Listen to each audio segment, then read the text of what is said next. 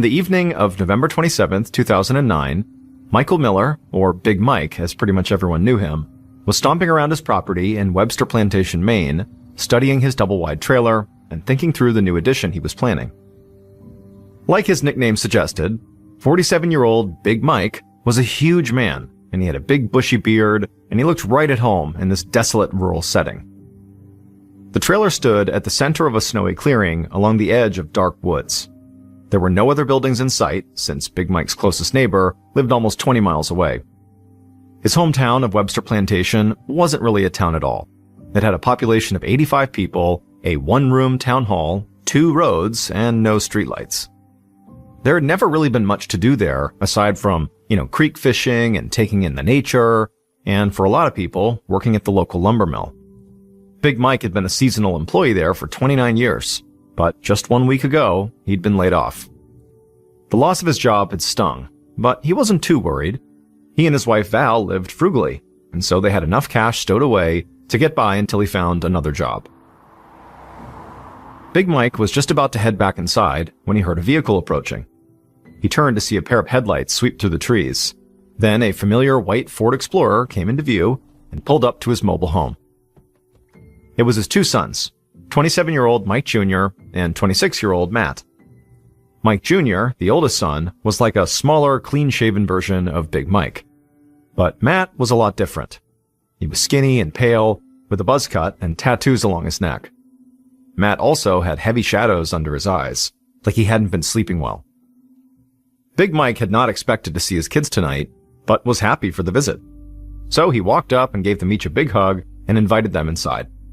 Then he called out to Val that the boys had stopped by for a visit, and within seconds, his wife appeared from the kitchen with a tin of her famous coffee cakes in hand. At 47 years old, Val was a very energetic and petite woman who looked even smaller standing next to her hulking husband. The family snacked and caught up, and then Val reminded everyone that they had a birthday tomorrow. Matt's baby daughter was turning 1. However, Matt still had not told anyone what the party plans were. Matt said they weren't really planning on doing anything, which Val immediately insisted was ridiculous. She said if Matt didn't want to plan something, well, she and Big Mike would be more than happy to host the party at their place. Matt tried to dissuade her, but finally just caved and agreed to let her host the party as long as it was small. Just immediate family, along with Mike Jr., Matt's girlfriend, as well as Mike Jr.'s best friend, Nate. The 3 of them were practically family anyway. Then Matt excused himself and asked if Big Mike could step outside for a moment. Big Mike's jaw instantly tensed. He could guess where this was heading. And sure enough, the moment they were outside together, Matt asked his father if he could borrow some money. Matt began talking about how he hadn't worked in months and was struggling with all the costs of a new baby. He couldn't even afford gifts or a cake for tomorrow. That's why they hadn't planned a party. When he finally finished his spiel, Big Mike told Matt not to worry about the cake. He and Val would be happy to pick one up before the party. But he couldn't lend Matt money at the moment. For one thing, Big Mike told his younger son that he'd himself just been laid off from his job at the mill, so money was tight for him. And more importantly, he couldn't trust that Matt would actually use the money for his family. Matt looked absolutely furious at his father's response, but he did not push the issue. He just shook his head and headed back into the mobile home, where he asked if Mike Jr. was ready to go. The boys left a few minutes later, giving Val a kiss on the cheek before climbing into Matt's Ford Explorer. Big Mike watched the SUV disappear into the forest, wondering if he had been too hard on Matt. Then he heard Val calling, and he turned to head back inside.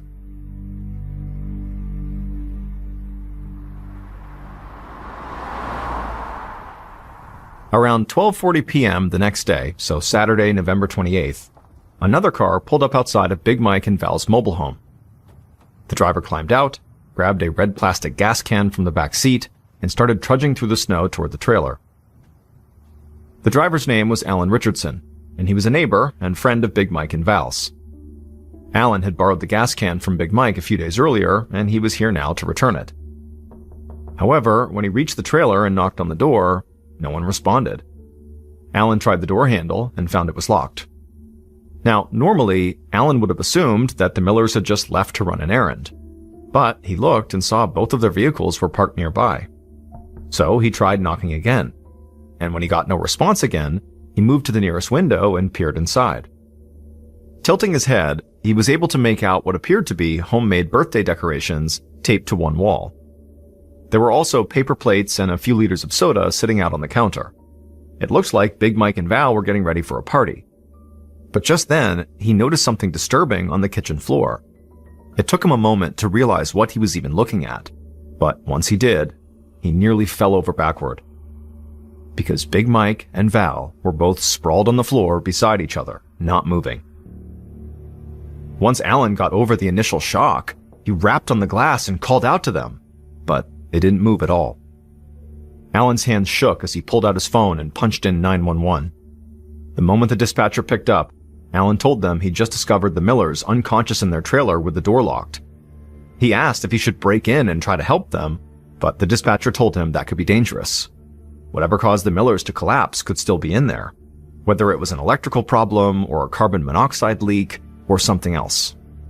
And so the dispatcher instructed Alan to simply wait until the authorities arrived, which unfortunately would take a while since the nearest police station was over 30 miles away.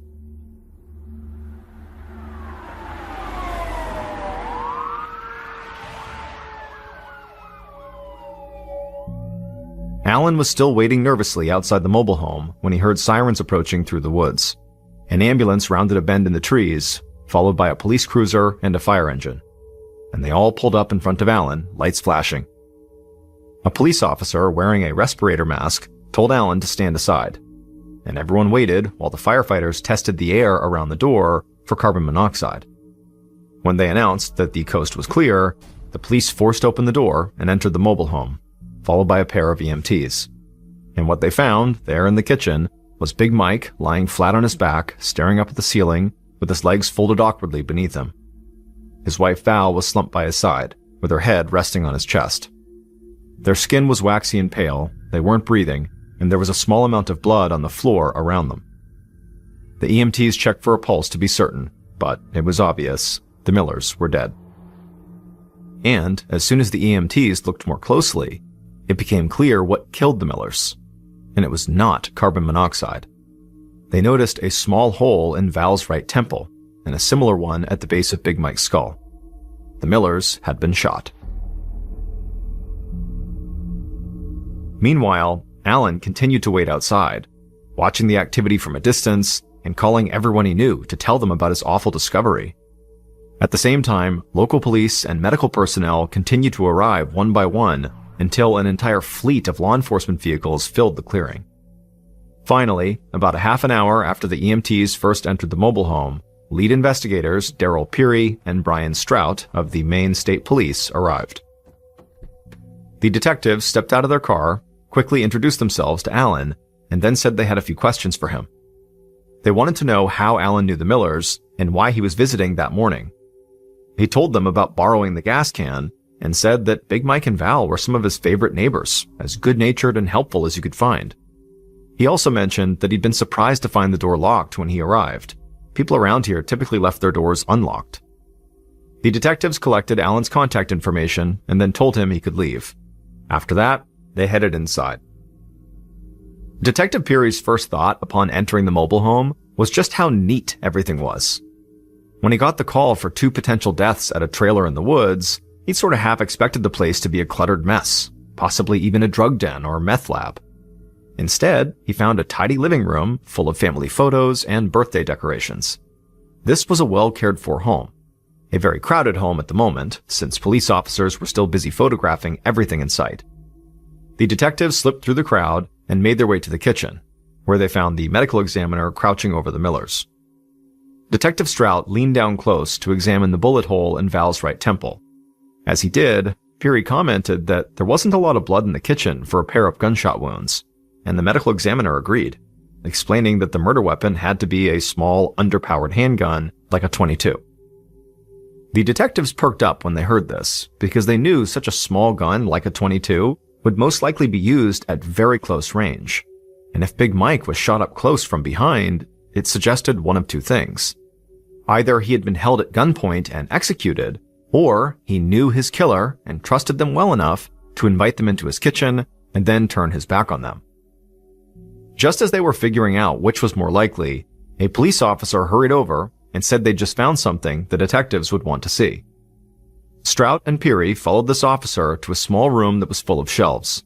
They were stocked floor to ceiling with used electronics, stacks of DVDs, tools, and a small arsenal of firearms. Strout and Peary began walking through the room, pulling out random bins to check on the contents. They couldn't imagine what all this merchandise was doing here. But before they could figure it out, there was a commotion outside. The detectives went back to the living room and looked out the window at a young man in his late 20s flailing his arms in frustration while a sheriff's deputy blocked him from entering the front door.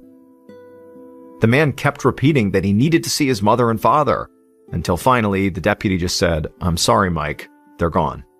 At that point, the young man began to sob. Then he stumbled back to his truck, which was parked alongside all the other law enforcement vehicles.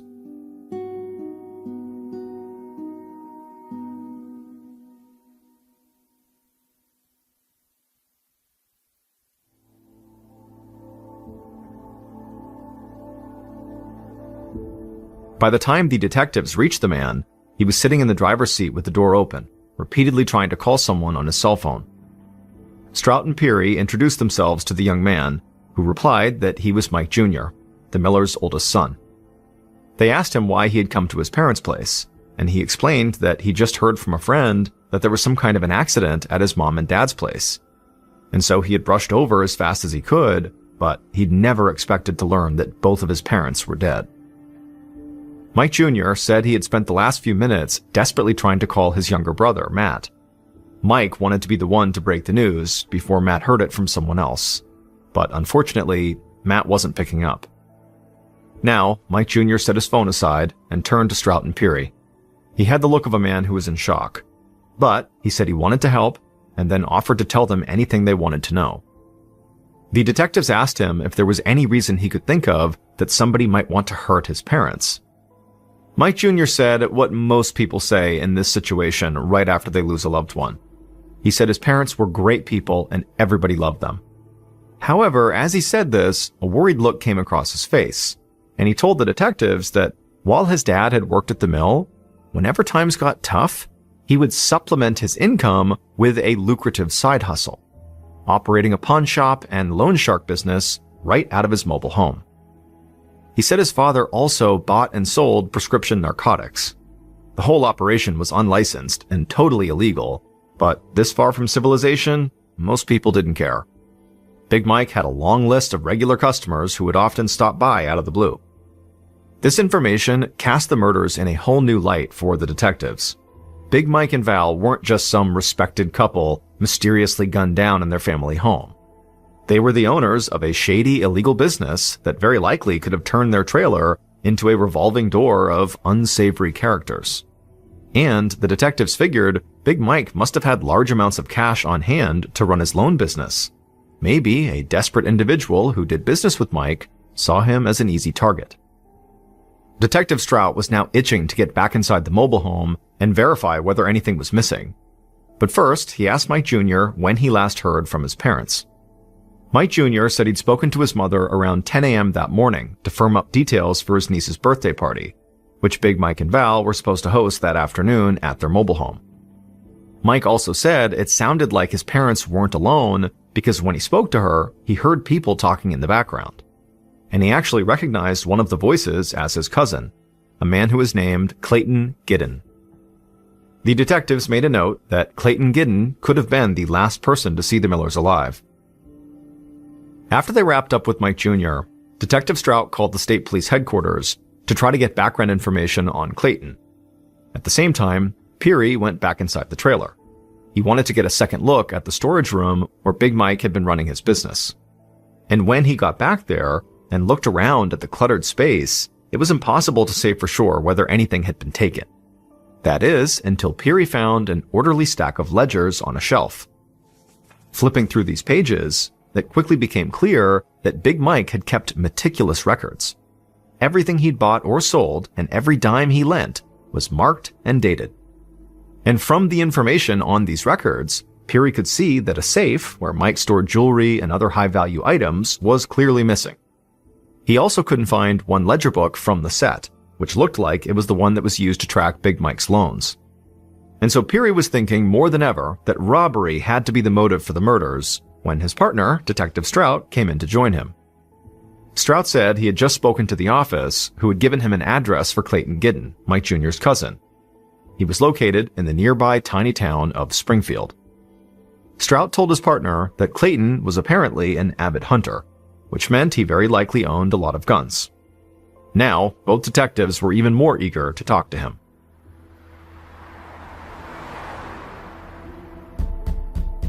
Later that afternoon, when Strout and Peary knocked on Clayton's door, a young girl answered. She ran to get her father and returned moments later with a man in his mid-30s.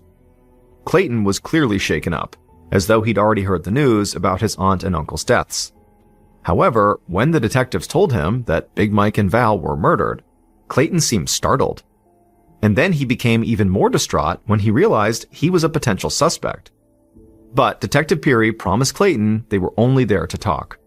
So Clayton took a few calming breaths, then he invited them into the living room. Clayton told the detectives that he'd driven out to have coffee with his aunt and uncle that morning, and he'd taken his 9-year-old daughter with him. When they arrived at their mobile home around 10 a.m., Big Mike and Val were at ease and looking forward to the birthday party later that day. There was no sign of any trouble, and the couple did not seem like they were in danger. Detective Strout listened patiently, while at the same time studying the man for any sign that he might be lying. But Clayton seemed genuinely shocked, and if his daughter really had been there that morning, Strout had a hard time believing that Clayton was the killer. After all, who could commit murder in front of their own child? But suddenly, Clayton said something that made both detectives lean forward in their seats. He told them that he and his daughter were not the only ones at the Miller's place that morning. When they arrived, Big Mike and Val were already chatting with a young man named Nate Nightingale. Clayton didn't know exactly why Nate was there or what he was doing, but he said he didn't find it that unusual. Nate was Mike Jr.'s best friend, and he hung around the Miller's place all the time. But Clayton said the detectives should still talk to him, because when Clayton left the trailer at 10:30 a.m., Nate was still there. Hearing this, Strout and Peary could both feel the case starting to pick up speed. The Millers had been dead for only a matter of hours, but already the detectives had a potential witness who might have been in the room when the murders happened.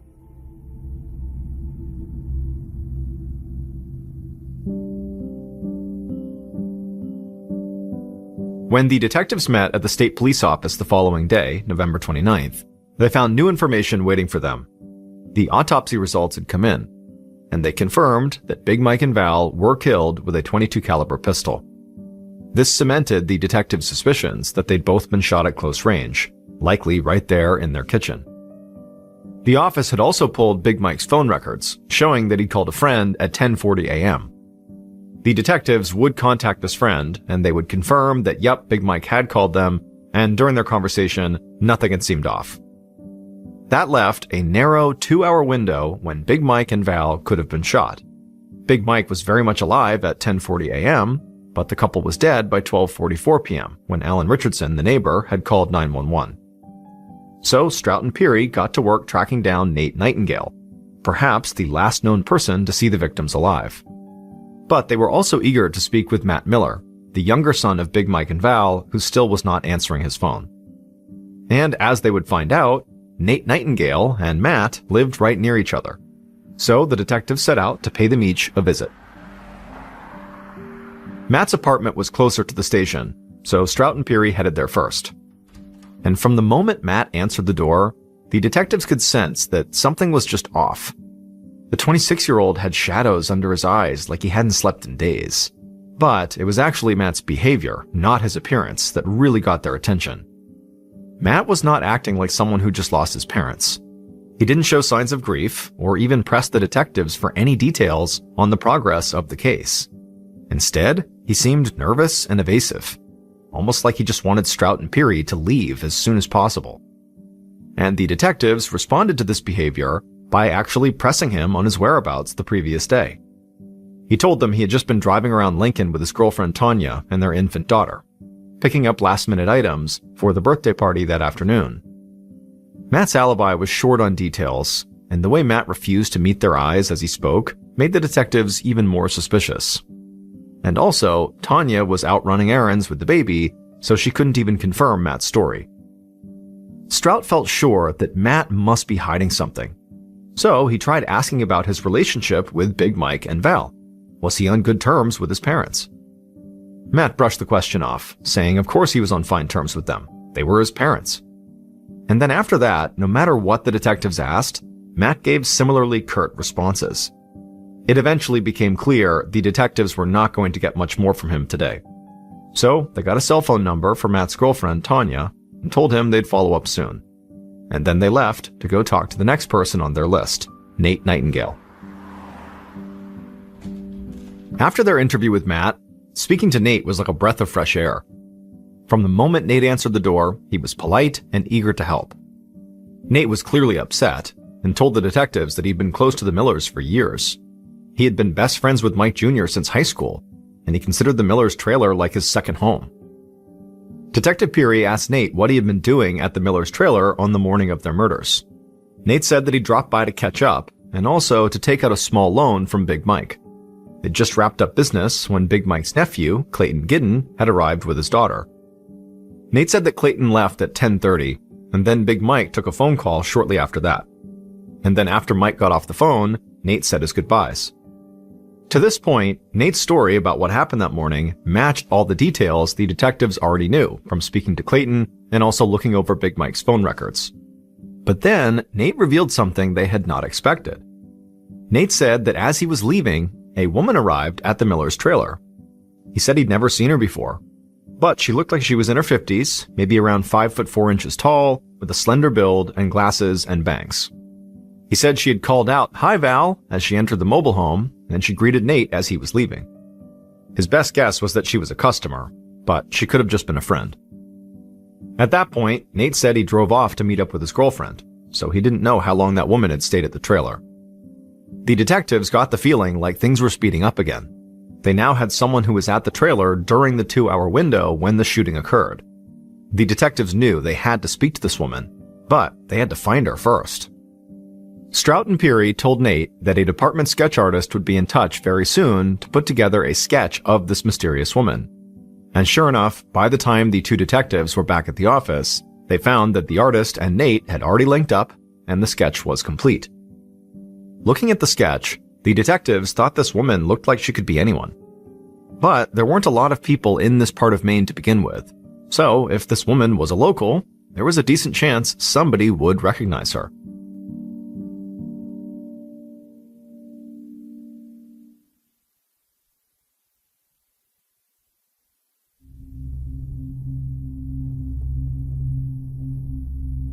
On December 1st, 2009, so 3 days after the Millers' murder, the detectives hosted a press conference where they officially disclosed what many people already knew.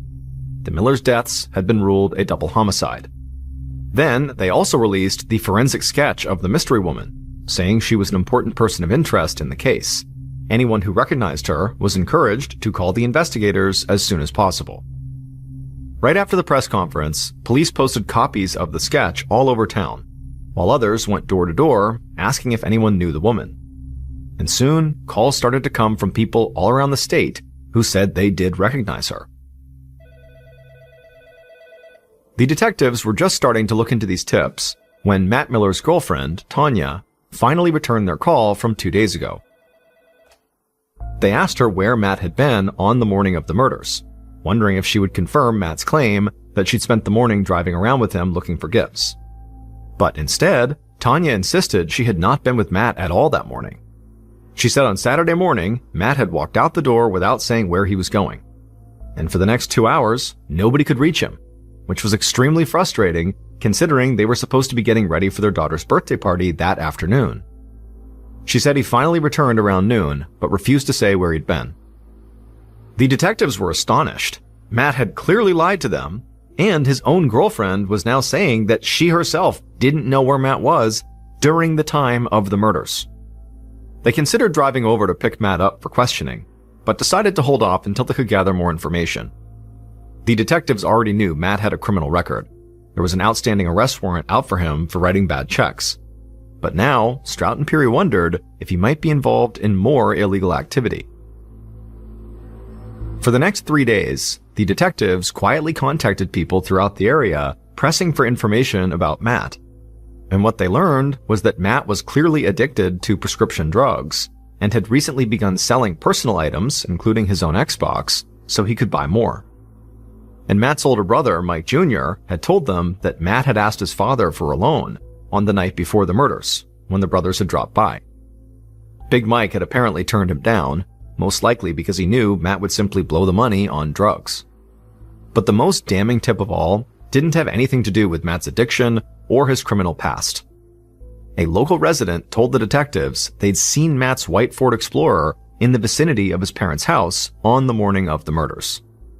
This was something Matt had never disclosed to the police, and it potentially put him at the scene during the 2-hour window when Big Mike and Val were murdered. At this point, Strout and Peary knew it was time to talk to Matt again. They were not quite ready to charge him with his parents' murders, but the facts were quickly stacking up against him. So on December 3rd, 5 days after the murders, they arrested Matt on that outstanding bounced check charge and brought him in for questioning. Once they put him in a room, they pushed him hard, telling him they knew he killed his parents. And Matt just denied everything, while at the same time becoming increasingly emotional. But after hours of intense interrogation, Matt stuck to his story that he never would hurt his parents, and even the detectives started to wonder if they had it wrong. So they ultimately sent Matt back to a holding cell and then stepped out of the interview room to regroup. And that's when they got a tip that reassured them they were on the right track. A local man called to say that on the evening before Big Mike and Val were killed, Matt had called him up looking to buy a gun. He even specified he wanted a .22 caliber pistol, which, according to the autopsy, was the type of gun used to commit the murders. The man said the firearms sale had not gone through, but the detectives figured Matt still could have kept on looking and eventually gotten his hands on a .22. With this new tip, the detectives marched back into the holding cell where Matt sat on his bed and told him what they'd learned. Matt immediately insisted that the tip was false, saying he never tried to buy a gun that night. But the stress of the interrogation was clearly wearing on him, and finally he broke down and confessed. Not to murdering his parents, but to lying about his alibi.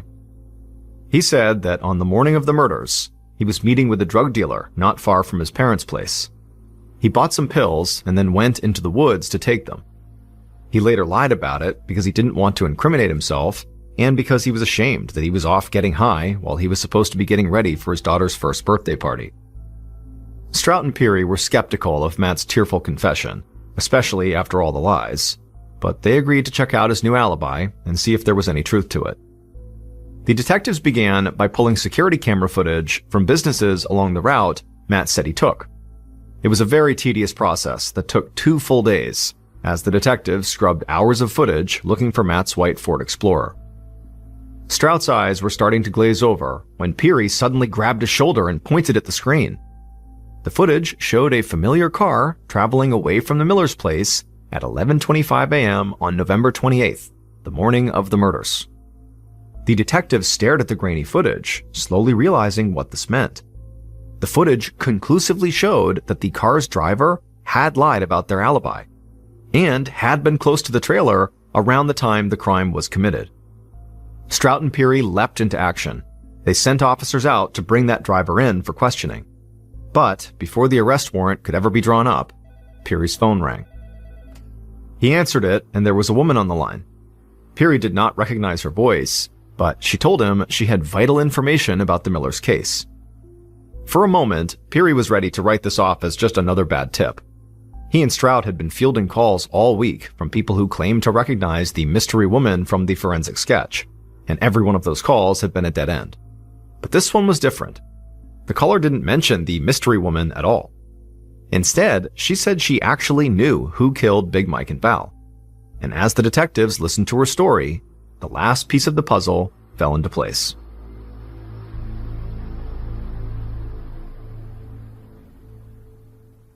Based on the evidence collected at the crime scene, security camera footage, and interviews conducted throughout the investigation, the following is a reconstruction of what police believe happened to Michael and Valerie Miller on the morning of November 28, 2009.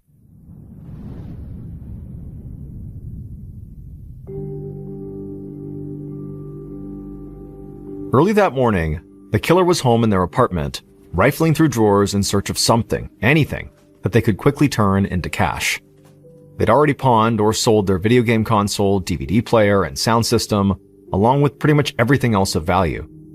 Now they were broke again, and getting desperate. Suddenly, their hand closed around a metal grip. They pulled the object from the drawer, and they felt a rush of exhilaration as they stared down at the .22 caliber pistol in their hand. It wasn't what they'd initially planned to sell, but this gun could get them all the cash they needed. A few hours later, the killer was standing in the Millers' mobile home, talking to Big Mike in the kitchen. After their desperate morning search, the killer finally felt calm. Finally, the conversation with Big Mike moved past chit-chat to business.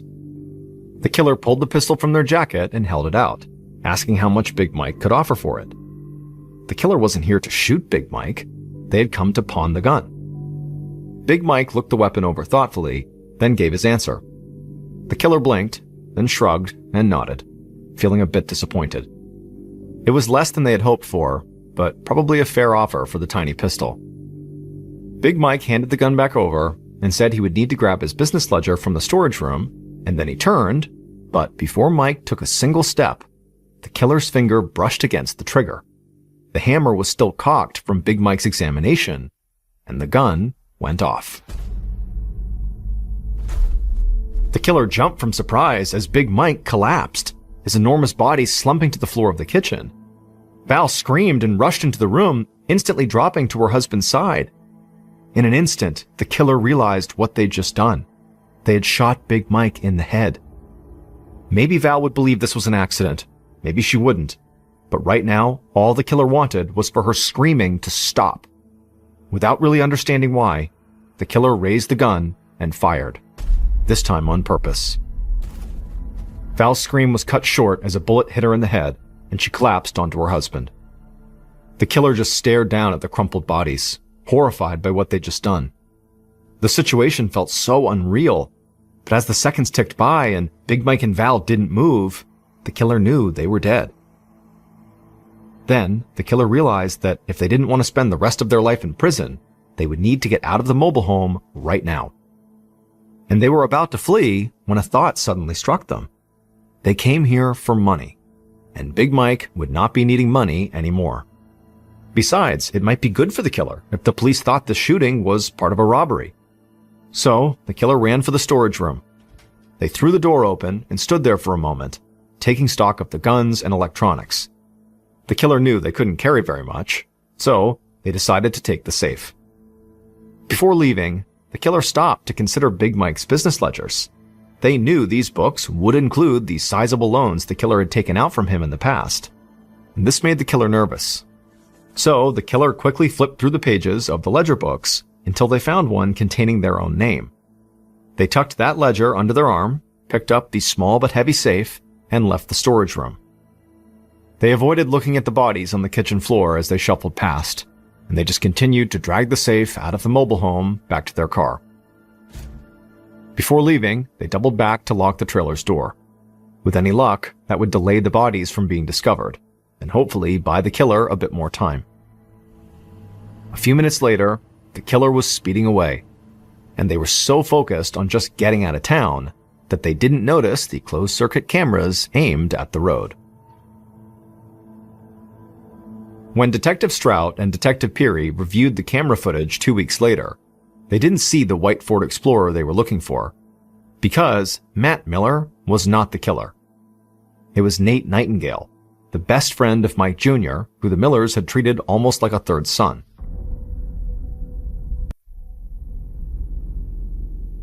The woman who had called in with a hot tip was Nate's girlfriend, and she told Strout and Peary that Nate had come to her and confessed to the crime. Nate was arrested on December 12th, and shortly after that, he would admit to everything. He said he really had gone to the Miller's place intending to pawn the gun. He needed the money so he could go Christmas shopping with his girlfriend. But while he was showing the gun to Big Mike, it went off by mistake, and when he realized what he had done, he panicked and intentionally killed Val. Nate also admitted to fabricating the story about the mystery woman.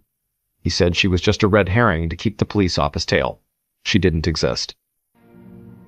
Detective Strout and Peary didn't like to admit this, but Nate's ploy almost worked. The search for that mystery woman burned up a lot of their time, and if they hadn't stumbled upon the security camera footage of Nate's car, it might have saved him.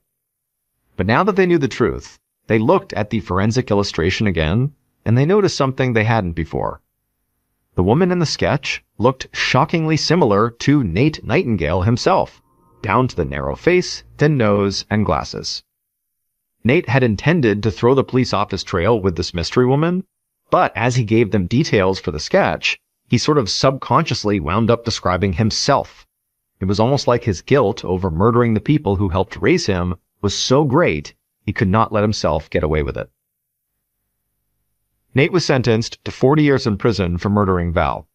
Big Mike's death was treated as manslaughter, for which Nate received 15 years to be served concurrently.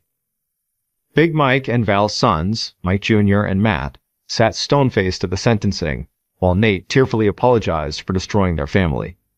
Neither brother responded, but they stayed and watched while he was led away in handcuffs. Ever since, the two brothers have celebrated Matt's daughter's birthday a week early, so that on November 28th, they can also remember their parents.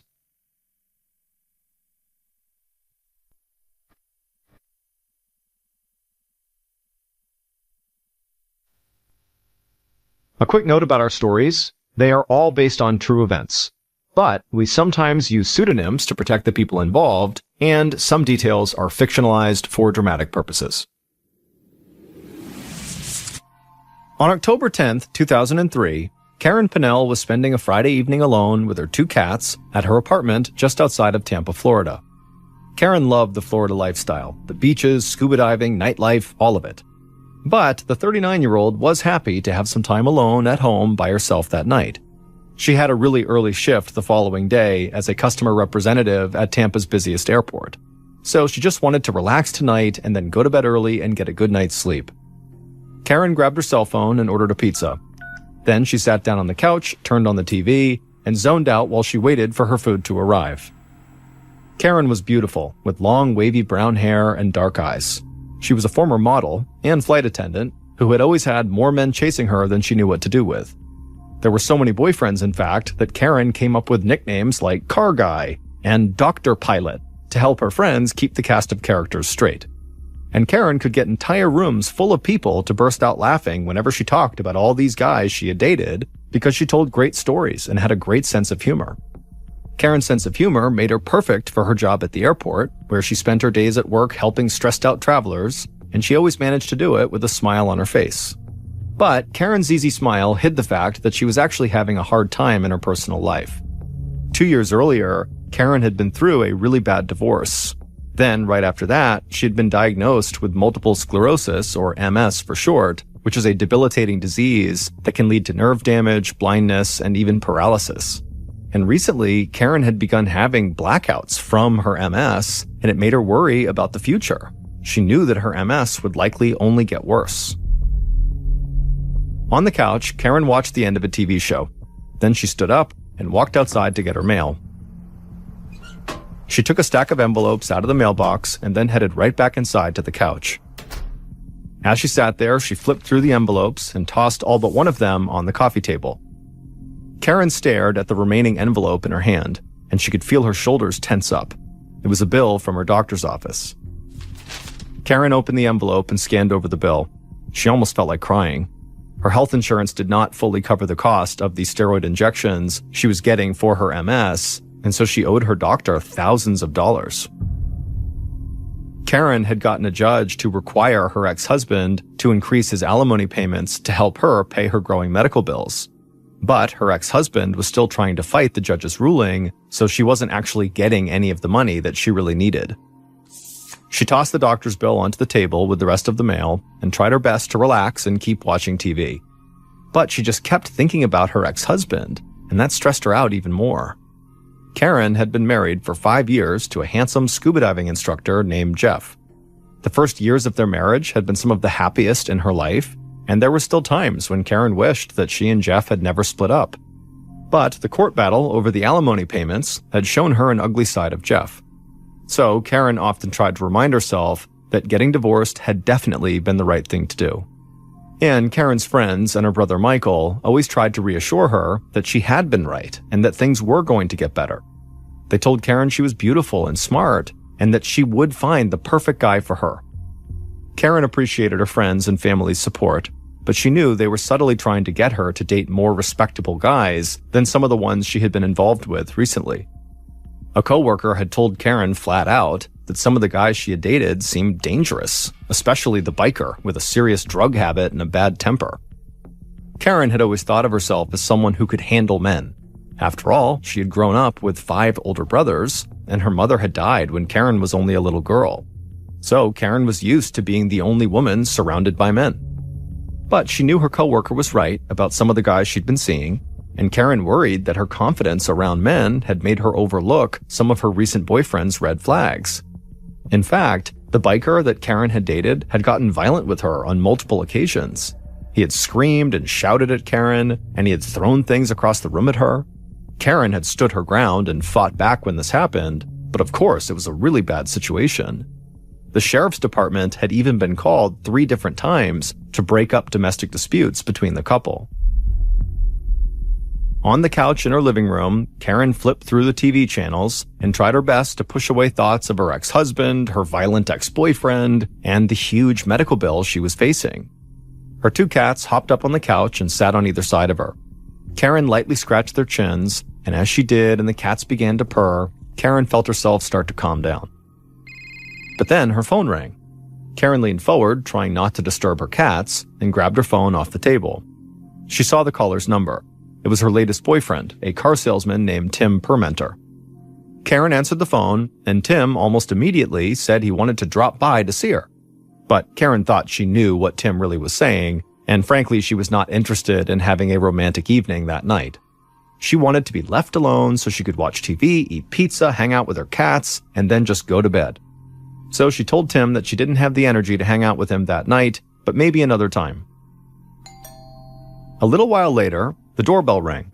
Karen thought her pizza had finally arrived, so she got up and went over to the door. But when she opened it, it was not the pizza guy, it was Tim. Karen was annoyed because she'd literally just told him that she did not want him to come over tonight. But Tim said he would not be there long, he was going to stay with friends in a cabin at a nearby lake, so he just wanted to drop by to check on Karen before he headed out. And he'd also brought a small gift because he could tell she'd been stressed out lately and he thought it might cheer her up. Tim handed Karen the gift. It was a calendar with pictures of kittens on it. Karen thanked Tim for the gift and she let him inside. They would sit and talk for a bit, and then eventually Tim would leave the apartment and drive off to meet his friends at the lake. At 9 a.m. the following morning, Tim called Karen from the cabin at the lake to check in on her. Tim knew she was working that day, but she usually could step away and chat for a few minutes. But Karen didn't answer the phone, and when Tim tried calling her again a couple of times, the calls all went straight to Karen's voicemail. Tim and Karen had met 3 months earlier, and Tim had basically fallen for her right away. Even just the way the two of them had actually met seemed like fate to Tim. Karen had been looking at a car at the Volkswagen dealership where Tim worked, but at the time she was working with another salesman. But when she came back to the dealership for a second look at the car, that other salesman was not working, so Tim took over. And he had sold Karen a new black Jetta and asked her out on a date that afternoon. Tim had been a regular at Karen's apartment ever since, and on days when they weren't going to see each other, they almost always talked on the phone. So that morning, Tim was a bit concerned that Karen hadn't picked up any of his calls or called him back. This just was not like her. But there was a chance that Karen was just really busy at work, so Tim called her work phone at the airport. But he quickly found out that Karen's coworkers were also very concerned about Karen. Karen had not shown up for work that morning, and she hadn't called in to say she wouldn't be there. Karen's coworkers said that was not normal at all because she was one of the most reliable people at her job. The second Tim heard that, he left his friends at the cabin, he jumped in his car, and sped to Karen's apartment. He knew something was wrong. When Tim arrived at about 10:30 a.m., he saw Karen's black Jetta still sitting in the driveway, which was strange. If she was home, why wasn't she answering her phone? Then Tim walked up to the front door, and he could see that it was open a few inches. Alarmed, Tim pushed the door the rest of the way in, stepped into the apartment, and yelled out for Karen. But the second he walked forward into the small dining room, he knew that Karen would not be answering back. Tim saw Karen lying on the floor in a pool of blood. Her upper body was covered with deep wounds, and when Tim touched her skin, Karen was cold. Tim grabbed his phone out of his pocket and dialed 911. His voice cracked as he told the dispatcher that he needed help right away. His girlfriend was on the floor, covered in blood. After Tim got off the phone, he just ran outside and began vomiting. A few minutes later, Tim was still bent over, struggling to catch his breath, when he saw two sheriff's deputies step out of their cruiser. Tim wiped his mouth and motioned the deputies over towards Karen's front door, and then he continued to throw up. After walking past Tim, one deputy went inside the apartment while the other brought Tim over to the cruiser to have him sit down inside and try to calm down. The deputy told Tim that he really needed to collect himself because soon they would need to question him about what happened. Tim nodded and then put his head in his hands.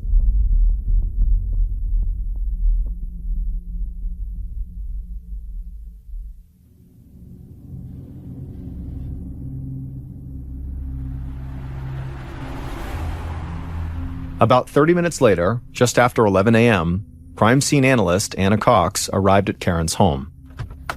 Cox went inside and saw the place was already crawling with police. She made her way through the crowded apartment to the dining room, and she saw that the walls were covered with blood spatter. She thought the pattern of the blood suggested there had been a struggle and that Karen had tried to escape from her attacker. Cox crouched down near Karen's body. She saw smaller cuts on Karen's forearms that supported the theory that Karen had tried to fight off her killer. Those cuts on her arms were defensive wounds that someone suffers when they try to hold off a frenzied knife attack with their bare hands. Looking at the pool of dark blood on the floor under Karen's shoulders, Cox was struck by how hard this woman must have fought to try to stay alive, and Cox was determined to make sure that fight had not been for nothing. She couldn't do anything to change what had happened to Karen, but Cox would use every piece of evidence at the scene to help investigators find the person who had committed this horrific crime. Police officers told Cox that the sliding glass doors in the back of the apartment appeared to have been broken into. They thought that might suggest some kind of burglary, and Cox could see Karen's handbag turned upside down on the kitchen counter, which seemed to reinforce the burglary angle.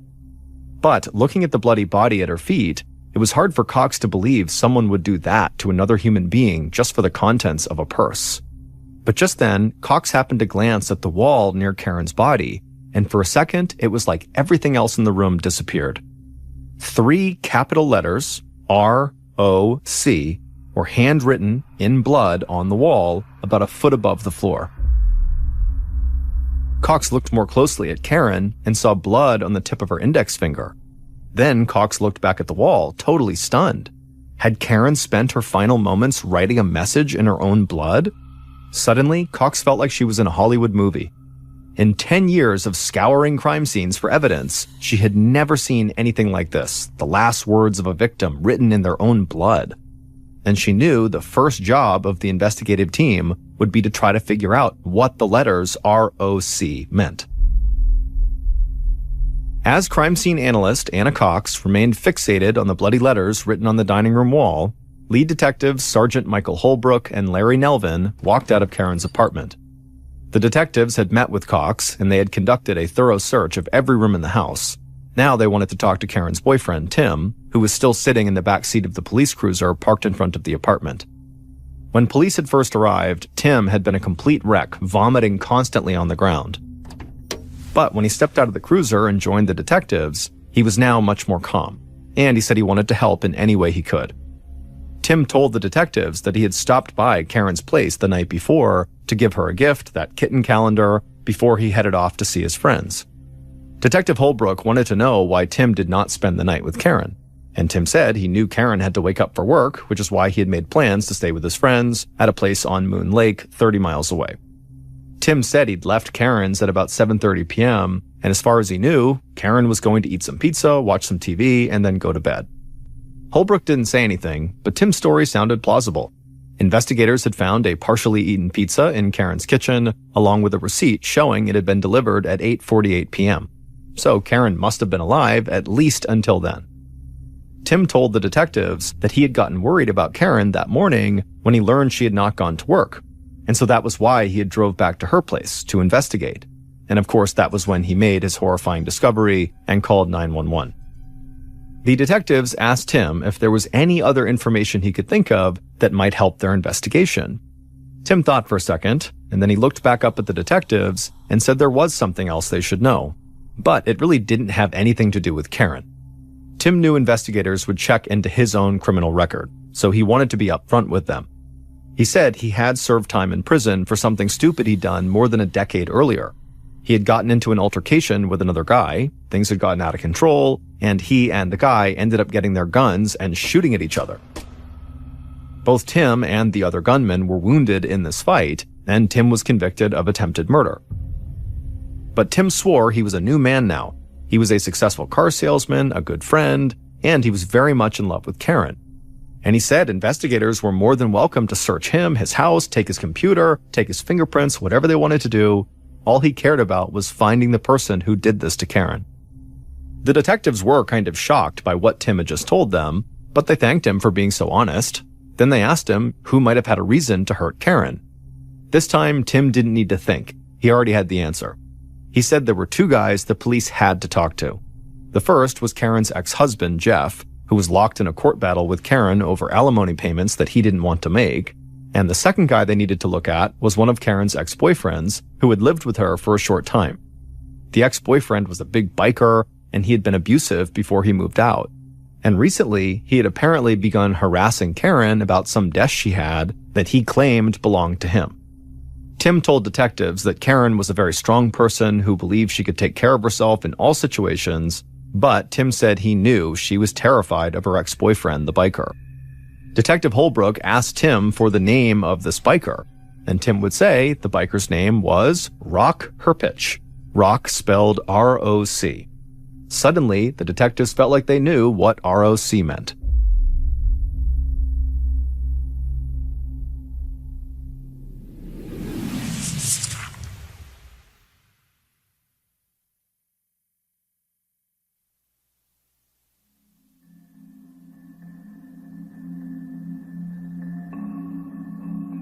After crime scene analyst Cox learned about Karen's ex-boyfriend, who was named R.O.C. Rock, she told the detectives that she'd made another valuable discovery of her own.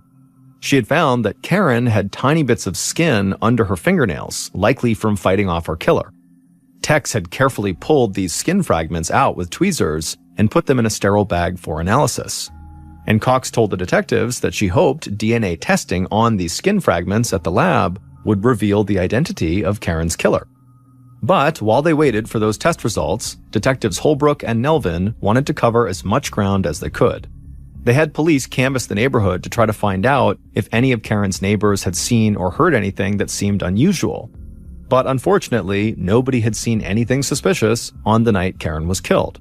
So on October 12th, the day after Karen's body was discovered, members of the investigative team began checking where the different men in Karen's life had been at the time of the murder. One of Tim's friends confirmed that Tim had indeed spent the night in the cabin at Moon Lake, just like he said he had, and Karen's ex-husband, Jeff, sounded totally heartbroken when police told him that Karen was dead, and it turned out he had been on a scuba diving trip in Miami, 300 miles away from the crime scene. Investigators also discovered a strange coincidence. Karen lived a block away from a man suspected of robbing a bank just days before her murder. So police wanted to talk to the suspect, but they couldn't find him anywhere. And they wondered if the alleged bank robber's disappearance was somehow connected to Karen's murder. It seemed like a long shot, but they couldn't rule it out until they tracked this guy down. But even as the investigative team chased down these other potential leads, Holbrook and Nelvin stayed focused on Karen's former boyfriend, Rock Herpich. Finding Rock's name written in blood was enough to make him a suspect. But the more detectives learned about the 45-year-old biker, the guiltier he began to look. Rock worked at an auto body shop processing insurance claims.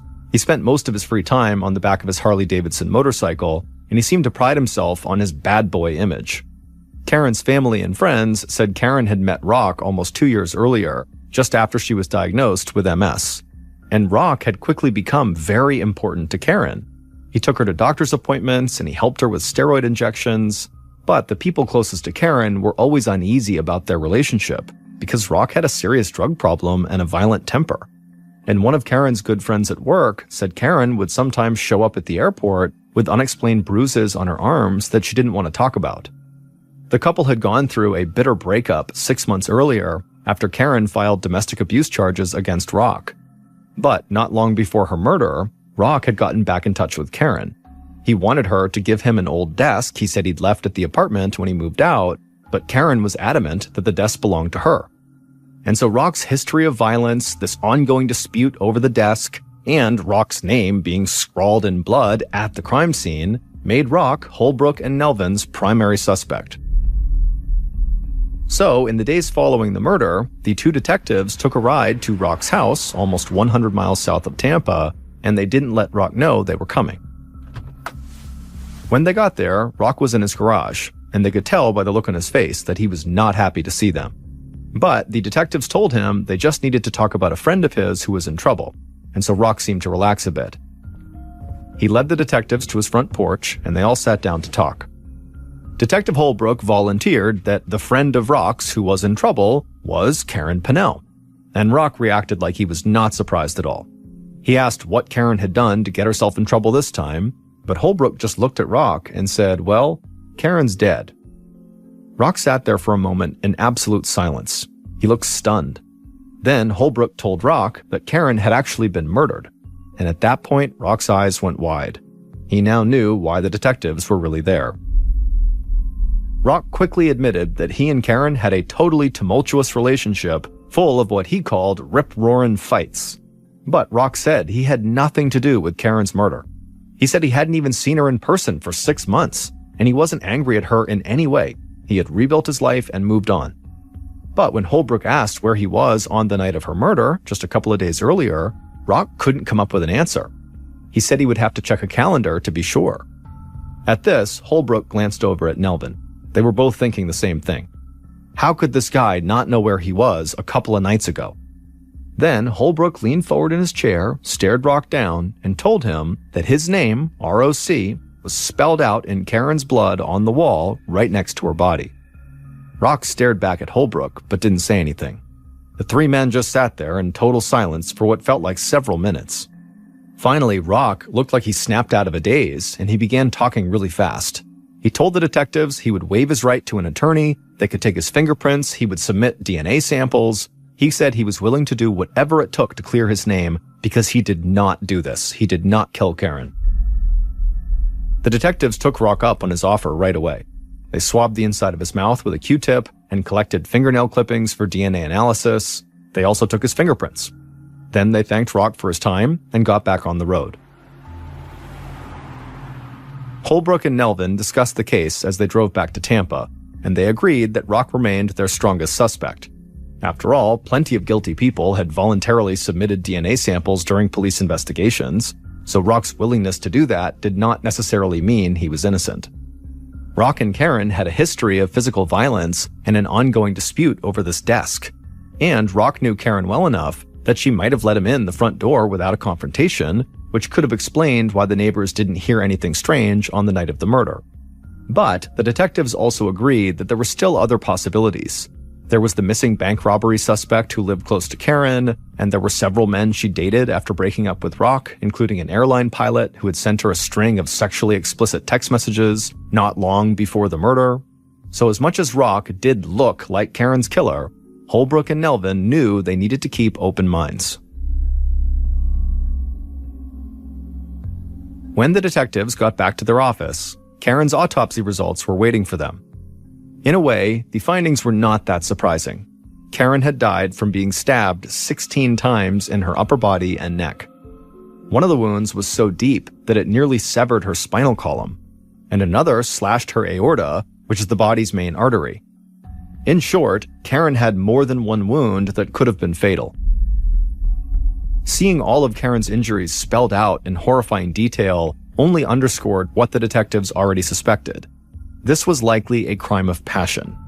The killer didn't just want to hurt Karen, they wanted to destroy her.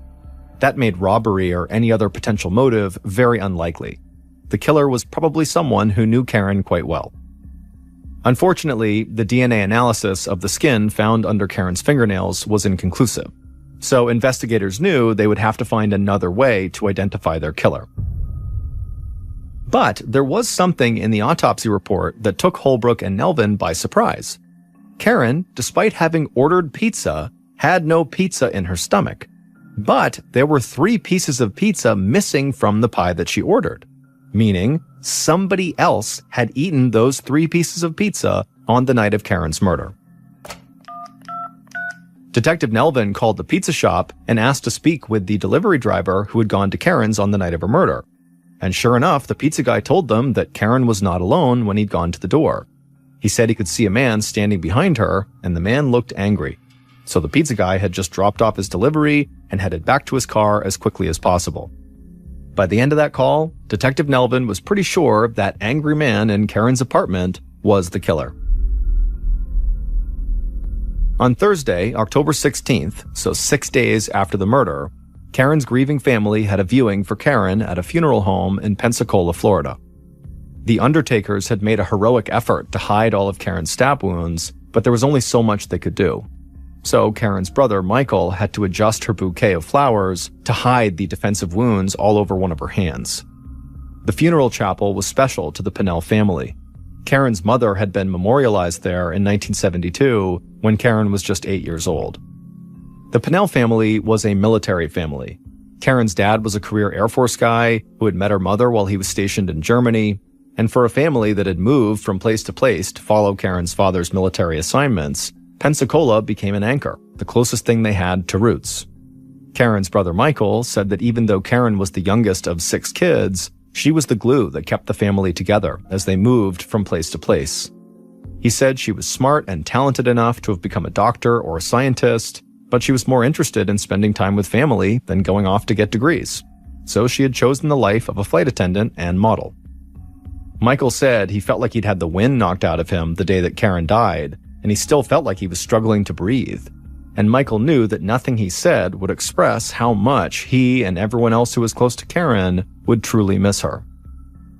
The next day, Karen's coworkers held their own memorial service at the airport chapel. The line of friends and colleagues was out the door as hundreds came to pay their respects. And all anyone could talk about was how much they had loved Karen. While Karen's friends and family mourned her loss and celebrated her life, the police started to eliminate potential suspects and really began to hone in on just Karen's ex-boyfriend, Rock Herpich. The suspected bank robber who lived near Karen turned himself into police, and he was not Karen's murderer. He had been far away from Karen's apartment on the night she was killed.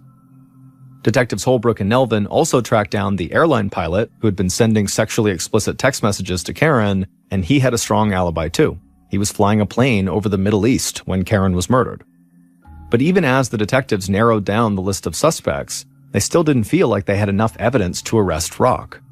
The guy had a clear history of violence and his name had been written in blood on the wall, but Holbrook and Nelvin knew they needed something clear-cut that would put him at Karen's house at the time she had been killed. While the detectives continued their investigation, crime scene analyst Anna Cox could not stop thinking about the letters ROC. She spent hours staring at them on the wall at Karen's apartment. Those 3 letters, written in Karen's blood, were powerful evidence, and Cox knew that ROC had potentially been Karen's last word. In a courtroom, the dying words of a crime victim get special weight from judges and juries. It's called a dying declaration and treated as the words of someone with no reason to lie. They're going to die anyways. In this case, Karen seemed to be saying, "Rock killed me." But Cox had to be sure that was the case, and her obsession with just staring at those letters on the wall was not giving her any new evidence. So Cox did something unusual. She cut out the section of sheetrock where the 3 letters appeared on the wall and brought it back to her lab at the Pinellas County Sheriff's Office. She wanted to do some more research there. In her lab, Cox looked at the letters under a high-powered microscope, and at first, she couldn't believe what she was looking at. She stepped back from the microscope and took a breath, and then leaned back in to take another look at the letters. This time, Cox felt her face flush and her hands start to shake with excitement.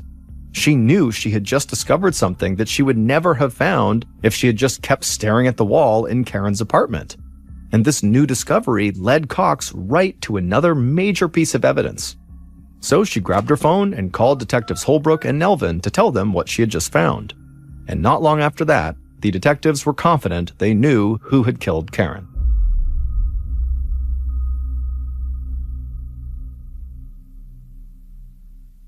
Based on Detectives Holbrook and Nelvin's investigation and the research conducted by crime scene analyst Anna Cox, here is a reconstruction of what police believe happened to Karen Pennell.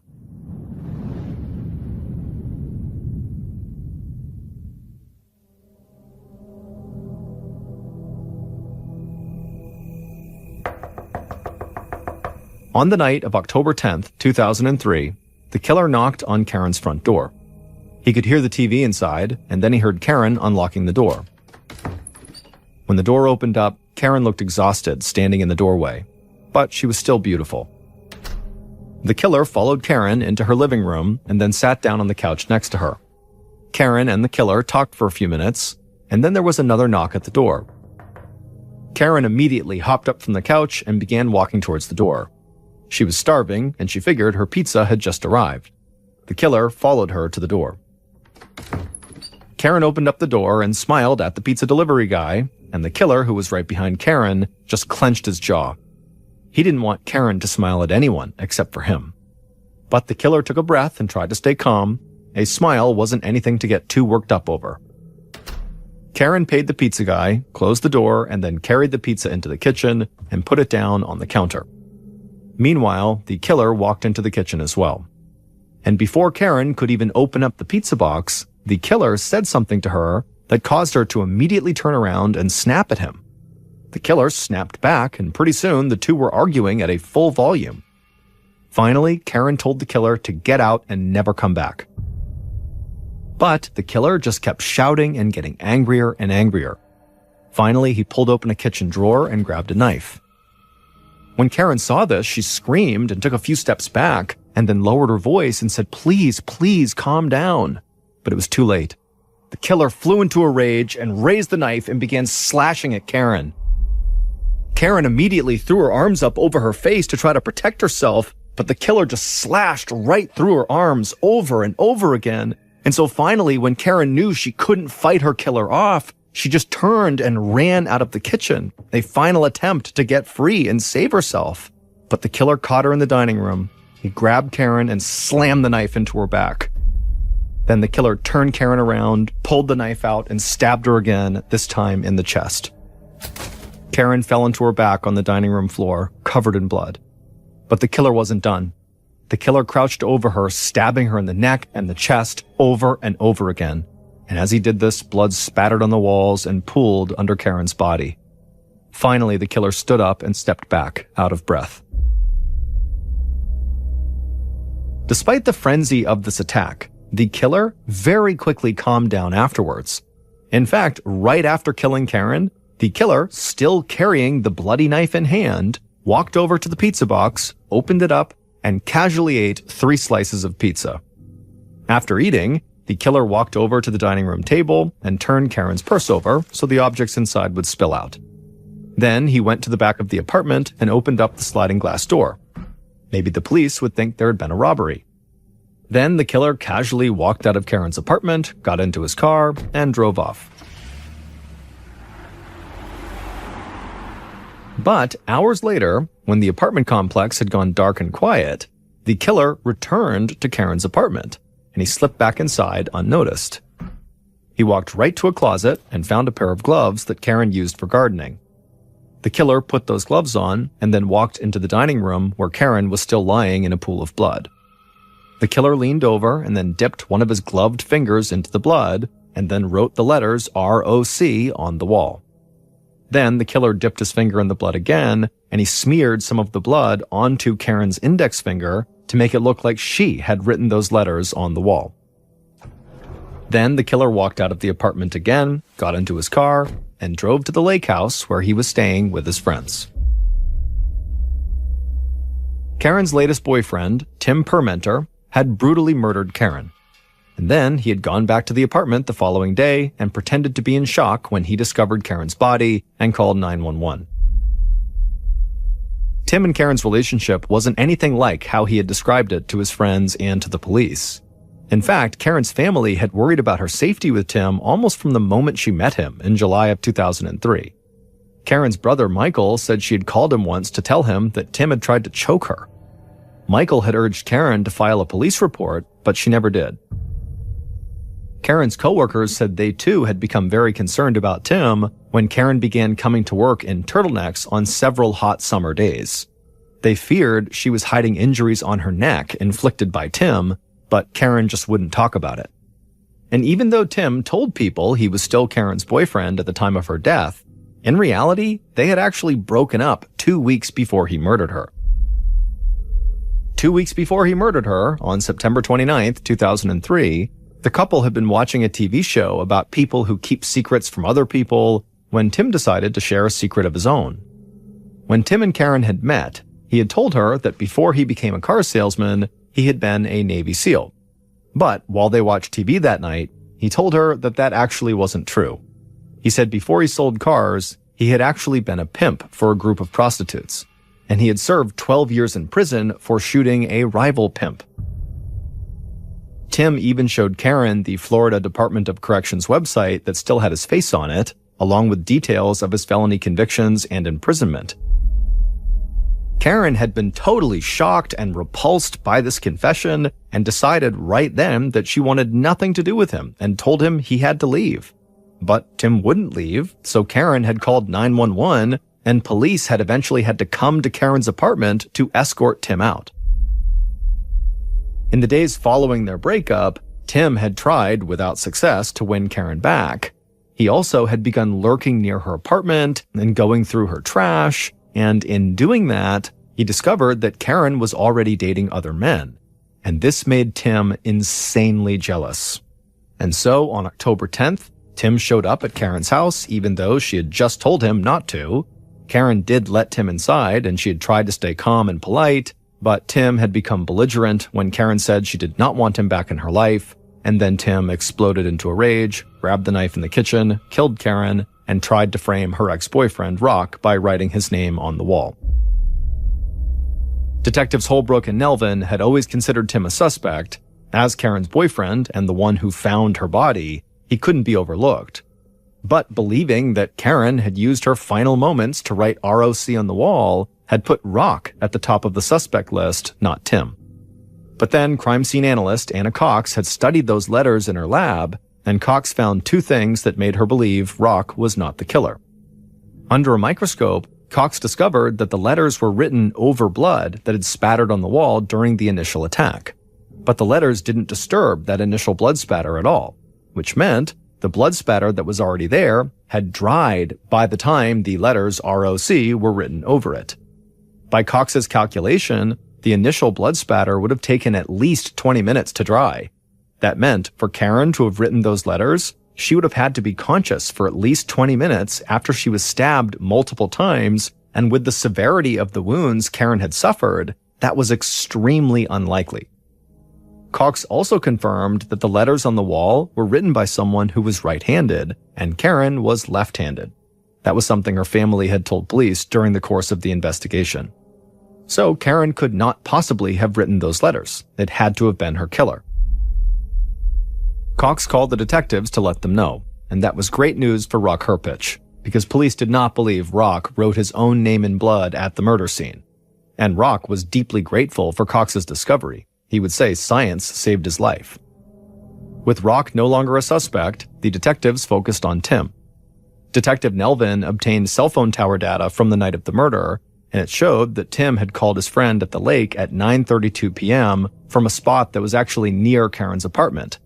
Tim had told police that he'd left Karen's by 7:30 p.m. to go to the lake, but the phone records suggested he was still in or near Karen's apartment 2 hours after that. The detectives brought Tim in for a second round of questioning. They told Tim they were sure he had lied to them about the time he had left Karen's apartment to avoid suspicion in her murder. They also told him that his fingerprints were all over the pizza box delivered to Karen's home that night. As the detectives continued to throw questions at Tim, He had no answers. He just sat there in the interrogation room, covering his face for a long time. And Detective Holbrook said that when Tim did finally look up and look him in the eyes, it was like Satan had suddenly entered the room. Tim was ultimately convicted of murder and sentenced to life in prison without parole. Years after Karen's death, her brother Michael said publicly that he didn't want people to remember Karen just for her murder. He wanted people to remember her for who she was, an engaging, brilliant, beautiful woman.